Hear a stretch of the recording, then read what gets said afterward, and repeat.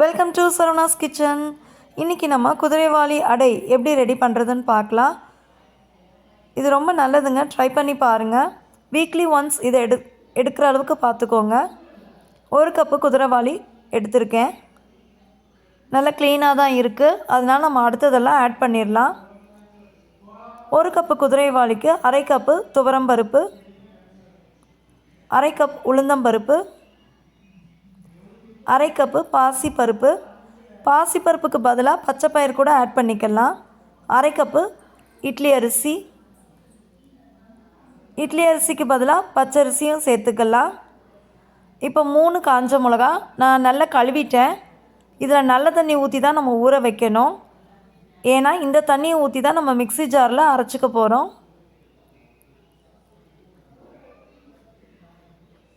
1/2 spoon அளவுக்கு சீரகம், 5-6 பல்லு பூண்டு, கொஞ்சமாக சின்ன சைஸில் துண்டு இஞ்சி போட்டுக்கலாம். 1/2 ஸ்பூன் சோம்பு. இதெல்லாம் ஊறட்டும். 4 மணி நேரம் போல் ஊற வச்சு எடுத்துக்கோங்க. பாருங்கள், நல்லா ஊறிடுச்சு. இப்போ இதை நம்ம மிக்ஸி ஜாரில் ஃபில்ட்ரு பண்ணி போட்டுக்கலாம். அப்பப்போ தண்ணி ஊற்றி அரைச்சிக்கணும். நம்ம ஊற வச்ச தண்ணியே தான் இதுக்கு ஊற்றி அரைக்கணும். தேவையான அளவு உப்பு. இப்போ பாருங்கள், நான் ஊற வச்ச தண்ணியை தான் எடுத்து இதில் கொஞ்சம் ஆட் பண்ணிக்கிறேன். இப்போ மிக்ஸி ஜாரை மூடிட்டு அரைச்சிடலாம். பாருங்கள், இந்த மாதிரி நல்லா அரைச்சி எடுத்துக்கணும். இது ஒரு பாத்திரத்தில் கொட்டிட்டேன். இப்போ மறுபடியும் நம்ம கிண்ணத்தில் இருக்கிற ஊர்ன அந்த குதிரைவாலி அரிசியை மிச்சத்தையும் அரைச்சி எடுத்துடலாம். தண்ணியோடு ஊற்றிட்டேன். நான் தண்ணி அளவாக தான் இருந்ததுனால அப்படியே ஊற்றிட்டேன். இப்போ அதையும் அரைச்சி எடுத்துடலாம். இப்போ அதையும் அதே பாத்திரத்தில் சேர்த்துட்டேன். இப்போ நல்லா கலந்து விட்டுடலாம். ஒரு முறை கலந்து விட்டதுக்கப்புறம் இதை ஊற வைக்கணுங்கிற அவசியம் கிடையாது. நம்ம உடனே அடை ஊற்றிடலாம். ஊற வைக்கும் போது மட்டும்தான் 4 மணி நேரம் ஊறணும். குறைச்சி வச்சாலும் 3 மணி நேரமாவது ஊறணும். இப்போ ஒரு பேன் அடுப்பில் வச்சுட்டேன். 1 டேபிள் ஸ்பூன் அளவுக்கு எண்ணெய் ஊற்றியாச்சு. இதில் கொஞ்சமாக கடுகு,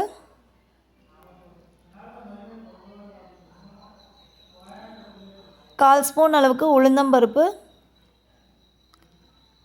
1/2 ஸ்பூன் சீரகம், 2 பெரிய வெங்காயம் பொடி பொடியாக நறுக்கி போட்டிருக்கேன், கொஞ்சமாக கருவேப்பிலை. இது எல்லாத்தையும் நல்லா எண்ணெயிலே வதக்கி விட்டுருங்க. வெங்காயம் நல்லா வதங்கட்டும்.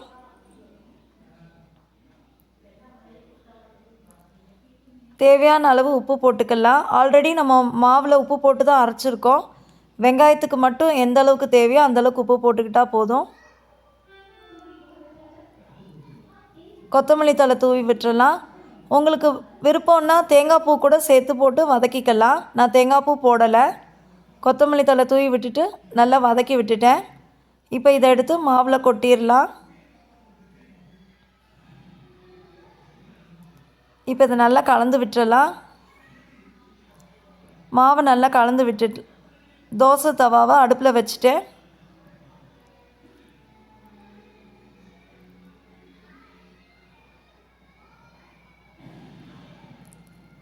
இதில் கொஞ்சமாக பெருங்காயத்தூள் நம்ம ஆட் பண்ணிக்கலாம். ஏன்னா நிறைய பருப்பு போட்டிருக்கனால பெருங்காயத்தூள் ஆட் பண்ணிக்கலாம். அதையும் நல்லா கலந்து விட்டுறலாம். தோசை தவா நல்லா சூடாயிடுச்சு. இப்போ ஒரு கரண்டி போல் எடுத்து ஊற்றிட்டு இந்த மாதிரி லைட்டாக ஸ்ப்ரெட் பண்ணி விட்டுறலாம். கொஞ்சமாக எண்ணெய் சுற்றி ஊற்றி விட்டுறலாம்.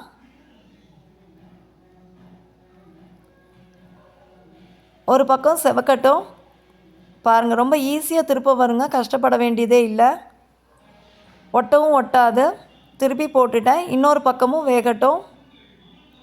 பாருங்கள், நல்லா வெந்துருச்சு. இப்போ நான் பிளேட்டில் எடுத்துட்டேன். இதே மாதிரி இன்னொரு அடையும் நான் உங்களுக்கு ஊற்றி காட்டுறேன். பாருங்கள், ஒரு கரண்டி அளவுக்கு எடுத்து ஊற்றிக்கிட்டால் போதும். அதே மாதிரி ஸ்ப்ரெட் பண்ணி விட்டு கொஞ்சமாக எண்ணெய் சுற்றி ஊற்றி விட்டுறலாம். ஒரு சைடு வெந்தோடனே திருப்பி போட்டுடலாம்.